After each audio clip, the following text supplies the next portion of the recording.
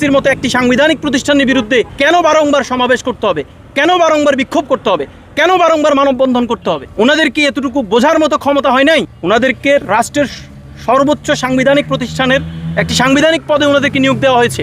আমরা বর্তমান পিএসসির 19 জন সদস্যের মধ্যে 10 থেকে 12 জন সদস্যের সাথে আমরা দেখা করেছি, কথা বলেছি, আমাদের বিষয়গুলো বোঝানোর চেষ্টা করেছি। ওনারা বলছে বর্তমান পিএসসি 45তম বিসিএস এর বিষয়ে সহানুভূতিশীল, কিন্তু কিছু জটিলতার কারণে সমস্যার সমাধান করা সম্ভব হচ্ছে না। আমি বলতে চাই, আপনাদের কিছু জটিলতা আপনাদের জন্য শুধুমাত্র জটিলতা, অন্যদিকে একজন চাকরি প্রার্থীর জন্য সারা জীবনের কান্না। তাই আমি অনুরোধ করব বর্তমান পিএসসিকে, জনপ্রশাসনকে এবং একই সাথে বর্তমান সরকারের প্রধানমন্ত্রী জনাব তারেক রহমানকে অনুরোধ করব, আপনি বর্তমান যে বিসিএস পরীক্ষার্থীদের যে দাবি দাওয়া নিয়ে তারা বারবার মাঠে নামছে, বিষয়গুলো বোঝার চেষ্টা করুন, অন্যথায় পরিণতি কারো জন্যই শুভ হবে না। আজকে আমরা এখানে 10 থেকে 15 জন উপস্থিত হয়েছি। আজকে এটা সংখ্যায় অত্যন্ত কম মনে হতে পারে, আমরা সংখ্যায় যত কমই হই না কেন, আমাদের দাবি অত্যন্ত যৌক্তিক এবং ন্যায্য দাবি। আমরা এই দাবি জানিয়েই যাব।